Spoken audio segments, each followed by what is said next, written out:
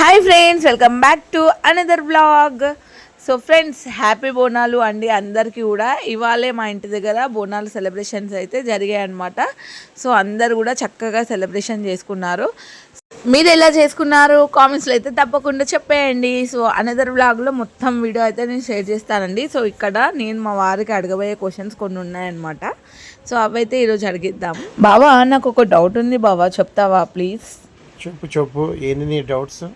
ఆషాఢ మాసంలో అమ్మవారి ఘటాన్ని తలపైన కూర్చోబెట్టుకొని ఈ విధంగా గడప గడపకైతే తిప్పుతారు కదా, ఎందుకంటో బావా? ఇది అప్పటి కాలం నుంచి జరుగుతున్న ఆచారం. ఇలా అమ్మవారిని పూజించడం వలన మన రోగాలు అంటువ్యాధులు తగ్గి సుఖ సంతోషాలతో నిండి ఉంటారని అందరూ నమ్ముతారు. వేపాకు నీళ్ళతో ఏంటి బావా ప్రయోజనాలు, అది కూడా కొంచెం చెప్పవా? సో వేపాకు ప్లస్ పసుపు ఎందుకు యూజ్ చేస్తామంటే, సో రెండు యాంటీబయాటికే అండి.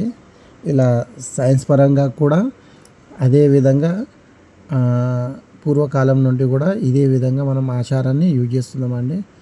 సో ఈ విధమైన పూజలు చేయడం వల్ల రోగాలు తగ్గి మనం ఆనందంగా ఉంటామండి. సో ఫ్రెండ్స్, విన్నారు కదా, ఇదే విధంగా మనం చేసే పూజలన్నిటిలో కూడా, అంటే ప్రతి పండుగలో కూడా ఏదో ఒక ఆకు రూపంలో కానీ, బెల్లం రూపంలో కానీ, ఒక పదార్థం రూపంలో కానీ, ప్రతి ఒక్క దాంట్లో కూడా మన ఆరోగ్యాన్ని సూచిస్తూ మన పూర్వీకులు ఈ విధంగా అయితే పూజలు అయితే చేశారనమాట.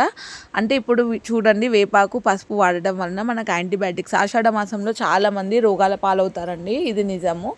ఎందుకంటే వర్షాకాలం స్టార్టింగ్ కదా, సో అందుకనే. అయితే దాని తర్వాత ఎండాకాలంలో మనం కొంచెము బెల్లము అండ్ పచ్చడి చేసుకొని తాగుతాము.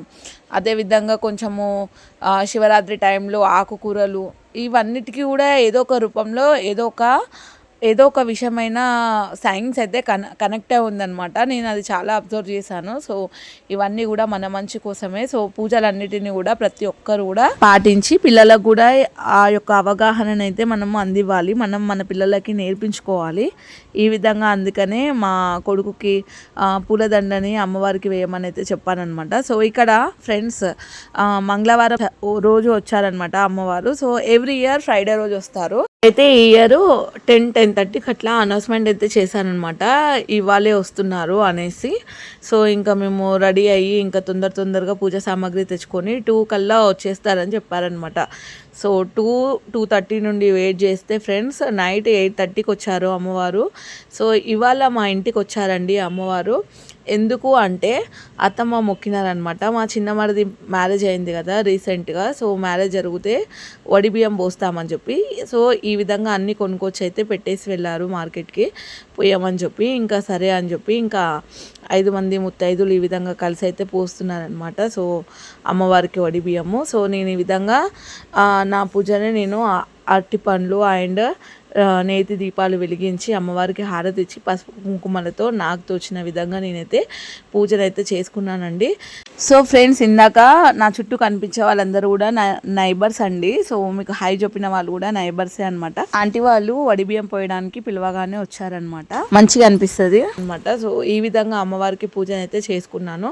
సో అమ్మని ఇంటికి తీసుకొని రావడం అంటే, ఇంటింటి గడపకి ఎందుకు వస్తారు అమ్మవారు అంటే ఇదే కారణం అండి.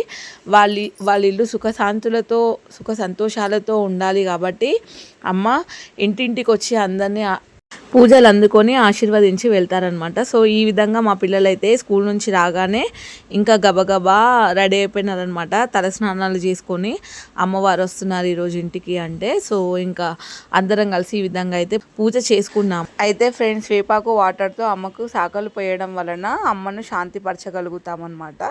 అమ్మకు చాలా ఇష్టమైనది వేపాకు. ఇంకా ఈ దీపాలు తీసుకొని వెళ్ళి దేవుడి దగ్గర అయితే పెడతానమాట. ఇక్కడ నేను మీ అందరికీ బాయ్ చెప్తున్నాను.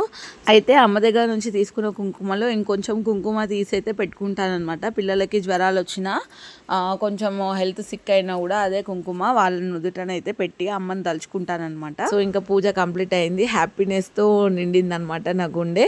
సో ఈ విధంగా దీపాలు అయితే దేవుడి దగ్గర అయితే పెట్టేస్తాను. ఇంకా చెప్పండి ఫ్రెండ్స్, మీ ఇంటికి కూడా వచ్చినారా అమ్మవారు, ఏ విధంగా పూజ చేసుకున్నారో నా కామెంట్స్లో తప్పకుండా తెలియజేయండి. థ్యాంక్స్ ఫర్ వాచింగ్ అండి, బాయ్.